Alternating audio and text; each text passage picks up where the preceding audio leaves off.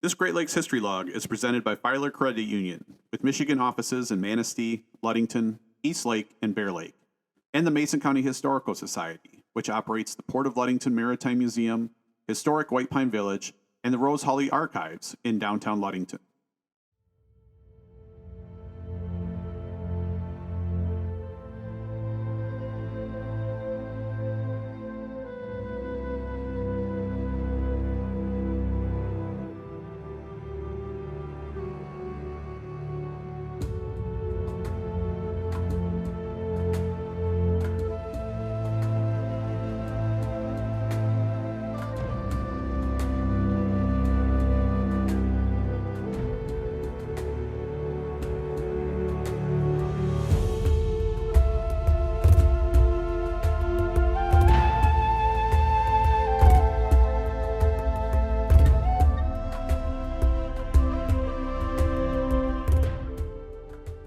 On November 11, 1940, one of the worst storms to ever hit the Great Lakes struck with vengeance, taking the lives of 64 sailors on Lake Michigan and a total of 154 people across the Midwest.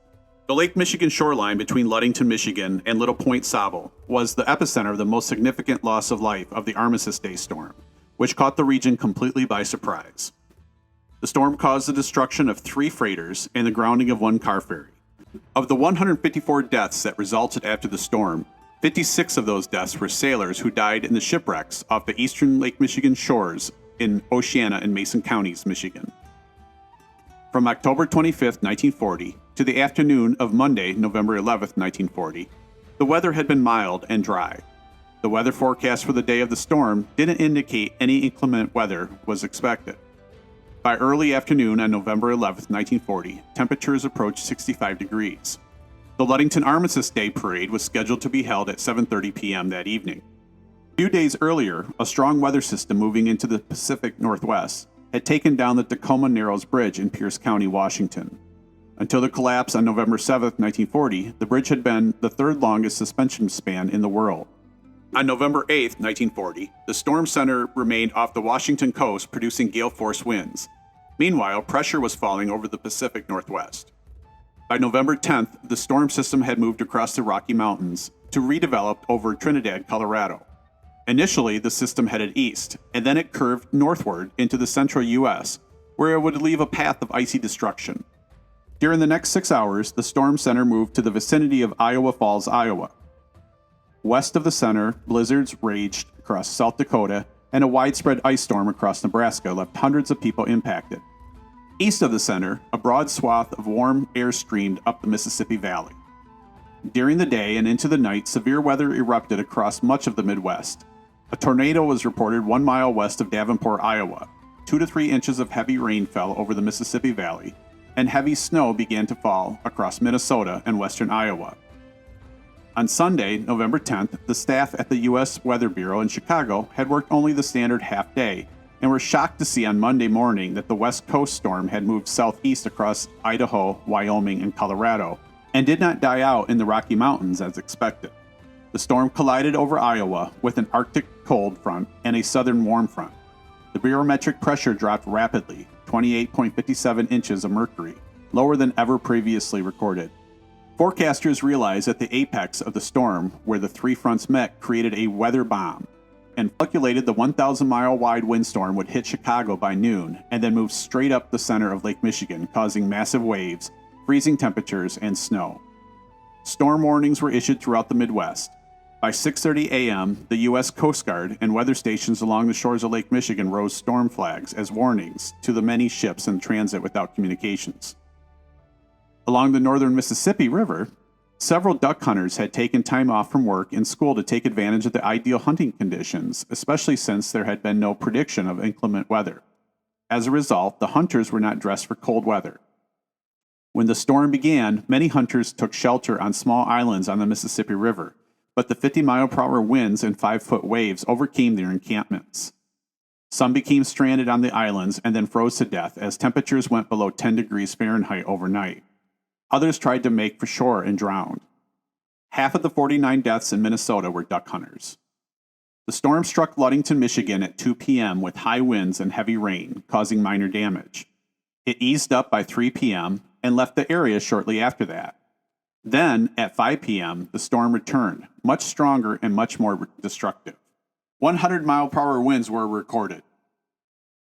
5 vessels operating near the shore between Ludington and Little Point Sabo were caught up in the storm. 3 of those vessels would sink, 1 would be grounded, and the other barely made it to port. Those included the SS City of Flint 32, flagship of the Pere Marquette car ferry fleet, the SS Pere Marquette 21, and the freighters SS Anna C. Minch, SS Novadoc, and SS William B. Davock. The City of Flint was built by Manitowoc Shipbuilding Company, Manitowoc, Wisconsin, for the Pere Marquette Railway at a cost of $1.2 million and began service in 1930. It was 369 feet long, 57.3 feet wide, with a depth of 20 feet. The ferry had 40 staterooms and 5 parlors. At about 8 p.m., 20 minutes after the 348-foot-long Pere Marquette 21 had barely made her way into Ludington Harbor, crew from the U.S. Coast Guard Station Ludington spotted the lights from the City of Flint 32, 2 hours overdue, outside the channel. The coasties stood by to render aid. Captain Jens Vivang attempted to maneuver the vessel into the safety of Ludington Harbor, but the wind forced the ship against the north breakwater and rotated her in a circle, forcing it into the shallows of the north side of the channel. Normally, the 32 would have been under the command of Captain Charles Robertson, but he was on shore leave. It was the first time since 1916 that a ship had run aground off the Ludington shoreline, the previous having been the Pere Marquette 19, which went aground near Big Sabo Point. The City of Flint, with a crew of 45 and 4 passengers, was barely 500 feet offshore. Pere Marquette officials said nothing could be done until the weather subsided. The captain ordered the ship's ballast tanks filled so it would sink, minimizing pounding in the heavy seas. According to a newspaper account, the ship's engines and other components continued to function. 2 crew members, both from Ludington, were taken off the shore by the Coast Guard's breeches buoy. Officials from the railroad said they did not consider the City of Flint in immediate danger. Multiple other ships were caught up in the storm across Lake Michigan. While the City of Flint ran aground, and others throughout the region had experienced various levels of damage, over 60 sailors died on 3 freighters and 2 fishing tugs on Lake Michigan. Most shocking were the sinking of the 3 freighters between Ludington and Little Point Sabo, with a total of 56 lives that were lost. The William B. Davock was built in 1907 by Great Lakes Engineering Works in St. Clair, Michigan, for Vulcan Steamship Company. It was operated by Vulcan from 1907 to 1915, hauling coal, iron ore, grain, and stone. In 1915, the ship came under the management of the Interlake Steamship Company. Interlake Steamship Company had been founded in 1913. The vessel was reconstructed and updated in the winter of 1922 to 1923 in Fairport, Ohio. It was 420 feet long with a beam of 52 feet. On November 11, 1940, the Davock was carrying coal heading south on Lake Michigan toward Chicago when it fell victim to the storm 4 miles off the shore of Little Point Sabo. Bodies from the Davock started washing ashore near Ludington, about 30 miles away, the next day. Several of the victims' life preservers had the words William B. Davock stenciled on them. The wreck of the Davock was discovered by divers in May 1972. The ship is lying upside down in 200 feet of water. In 2015, the Michigan Shipwreck Research Association, a nonprofit organization based in Holland, Michigan, had surveyed the scene. From exploring the wreck, we have found evidence that what caused the Davock to sink was its rudder cable had broke, snapped back, hit the propeller, snapping a blade off the propeller, which then meant the ship was unable to steer, said Valerie Van Heest, the director of MSRA. The ship turned sideways into the waves and then overturned.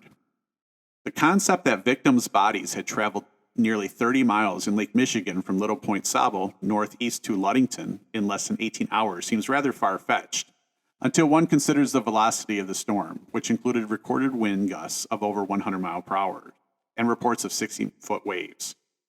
Bodies can move a long distance, especially with life jackets on, Van Heest said. That storm was coming out of the southwest, moving northeast up the lake.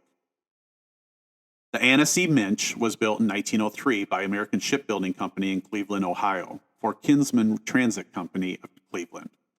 In 1926, it was sold to Western Navigation Company of Fort William, Ontario, Canada. In 1940, it was operated by Sarnia Steamships Unlimited of Sarnia, Ontario. It was 350 feet long with a beam of 50 feet. The ship had been plagued with a series of many accidents beginning in 1907 through 1925, some resulting in serious damage. But a 15-year record of no accidents ended on November 11, 1940. The Armstice Minch was carrying a load of hardwood lumber on Lake Michigan when it broke in two and sank. Captain Donald Kennedy and the remaining 23 crew members were lost. The bodies were never recovered. Clyde Cross of Pentwater, operating the Three Brothers fishing tug, discovered the mast of the Minch on Friday, November 15th. Cross, along with his crew, were also responsible for the rescue of the majority of the crew members of the Novadoc. Of the found shipwrecks of the Great Lakes, the Armstice Minch has the distinction of being one of only 3 other known ships to have broken in half, according to Van Heest. This was discovered during the Michigan Shipwreck Research Association's 2015 dive on the site, about 1.5 miles west of the Pentwater Channel. One of the other 4 vessels that have been found to have broken in half in the Great Lakes is the SS Edmund Fitzgerald, which sank November 10, 1975, one day shy of 35 years after the Armistice Day Storm. Evidence from the wreck indicates that Captain Kennedy was attempting to keep the ship near the Pentwater Harbor entrance. He anchored the ship, Van Heest said. The bow was heading southwest toward Chicago. The anchor chains were out and the anchors are buried so far in the sand that we couldn't see them. So there's the ship riding its anchor in only 35 feet of water. But then it is hit with possibly 60-foot high waves. There was such a force of that storm. A wave had to have cracked the stern off the ship because the stern is south of the bow, which tells us they had the engines running, trying to hold the anchors in place. You don't want to drag the ship toward shore, so when the stern hit the bottom, it cracked off and the engines kept driving it, sailing south of the bow. The dives on both the Davock and the Minch also squashed a 75-year debate that the ships had collided. There was no evidence that the ships had collided, Van Heest said. With the exception of it being upside down, there was no damage to the Davock. Just off the shore of Juniper Beach in Oceana County's Golden Township, near the Silver Lake Sand Dunes, the SS Novadoc was sinking. The Novadoc was built in 1928 by Swan, Hunter, and Wigham Richardson, Unlimited, in England, for Patterson Steamships Unlimited of Fort William, Ontario. It was 253 feet long with a beam of 54 feet. The vessel, with its crew of 19, was heading from Chicago to Port Alfred, Quebec. Captain Donald Steep was keeping the vessel close to Lake Michigan's eastern shore since the wind was southeast, but the wind shifted to the southwest and began to increase dramatically. The boat just couldn't compete with the waves, the captain was quoted in the November 13, 1940 edition of the Ludington Daily News. Monday afternoon, I decided to let the boat go aground. All of the time we were grounded in the surf off Juniper Beach, I was worried about 9 men in the after part of the ship. I knew that at least some of them were alive because they lit matches during the night. Steep told the newspaper that he had seen the Armstice Minch around Grand Haven and had presumed her to be lost. 2 Novadoc crew members, both cooks, died, but the other 17 survived. For at least 36 hours, 17 of the men had hung tenaciously to hopes of being rescued, all of them crowding into the narrow confines of the pilot house, only portion of the broken ship above water, a newspaper article said. The crew was rescued by the men of the fishing tug Three Brothers of Pentwater, operated by Harry Cross. The fishing tug reached the steamer shortly before a Coast Guard boat. All surviving crew members were able to climb from the battered ship to the fish tug without assistance. What the newspaper that day did not report was that Cross and his crew on the Three Brothers had grown impatient with the Pentwater Coast Guard crew's reservation on responding due to the lake conditions. The Coast Guard said it was too dangerous, Van Heest said, but the fishermen insisted on going out. The 17 sailors were taken to the Pentwater Coast Guard station, where they received warm clothes, food, and beverages. Further south on Lake Michigan, 2 fishing tugs based in South Haven also suffered total losses. The Richard H. was a 43-foot-long steam-powered fishing tug built at Marinette, Wisconsin in 1923 and was owned by Captain John McKay Sr. of South Haven. McKay owned several fishing tugs and a laundry business. On November 11, 1940, the Richard H. was operating in southern Lake Michigan with a 3-man crew. The crew included John McKay Jr., 28 years old. John Jr. was born in Alpena and worked for his father working the fishing boats and driving a laundry truck. Also on the crew were Stanley White, 33, and John Taylor, 35. All 3 of the crew members that day, along with Richard H., disappeared. John McKay Sr. was not on board, but was involved in search efforts. The 40-foot-long fishing tug Indian was built in 1914 by Berger Boat Company in Manitowoc, Wisconsin. It was purchased by James Madsen of South Haven in 1939. Madsen, 55, was among the four-man crew on November 11, 1940. Both the Richard H. and the Indian were fishing for trout and whitefish. November 11th was the opening day for trout season. The Indian left South Haven at 7:35 a.m., and the Richard H. left around 9 a.m., shortly before the U.S. Coast Guard issued storm warnings. Neither tugs received the warnings. The storm hit the area about 1:30 p.m. Within the hour, both tugs were missing, and by 2:50 p.m., the Coast Guard launched its powered lifeboat to search for them. The Coast Guard boat did not report back Monday evening. About 6 p.m. on Tuesday, November 12th, portions of the wrecked hull of the Indian were located by Coast Guard personnel patrolling the beach between Holland and Grand Haven. On Wednesday, November 13th, more wreckage of the Indian was found, along with wreckage from the Richard H. near Grand Haven. The top of the pilot house and the stack for the Indian came ashore, while a life jacket with broken straps and the name board from the Richard H. were found. The Coast Guard boat was reported safe in Chicago. The crew had fought the weather, including 40-foot waves, for 25 hours after leaving for its search. John Taylor Jr.'s body was found at 9 a.m. on Saturday, November 16, 1940, in an inlet a half a mile south of the Grand Haven breakwater. Near his body was wreckage from both tugs. His body was fully clothed, and he was wearing a life preserver. His watch, removed by his three brothers when they came to identify him, had stopped at 2:53 p.m. Taylor's body was the only one found from the 7 people. 2 other life preservers from the Richard H. were found, however. Back in Ludington, by Wednesday, November 13th, the 4 passengers from the City of Flint were removed by the Coast Guard, while 43 of the 45 crew remained on the ship. 2 had been removed the previous day.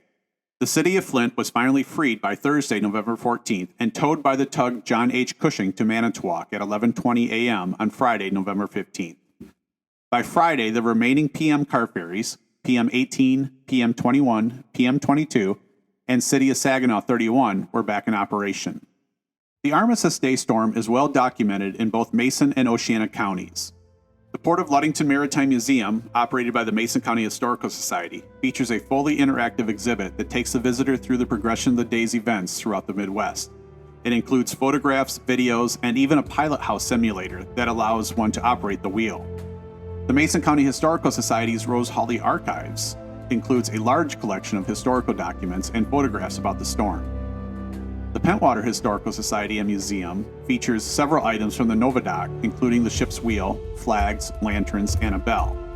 2 State of Michigan historical markers memorialize the storm. One is located at Pentwater Municipal Marina, and the other is at Stearns Park in Ludington. Adjacent to the Ludington marker is a plaque that also commemorates the City of Flint 32. A marker at Lakeview Cemetery in Ludington memorializes the crew members of the Davock and the Minch. It also is the gravesite of 3 sailors who were unidentified.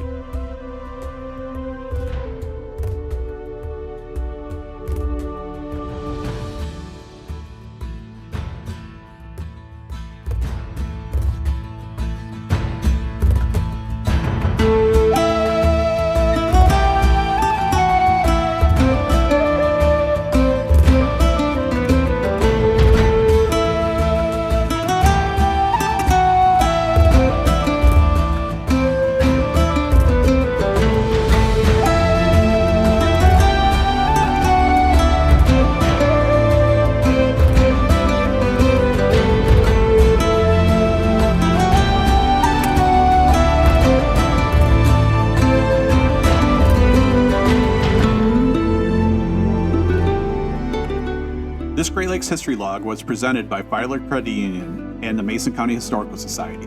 It is a production of Sabo Points Media, a nonprofit news and information service, in partnership with Media Group 31, the Mason County Press, and the Oceana County Press. This story was written by me, Rob Alway, Editor-in-Chief of Mason County Press and Oceana County Press.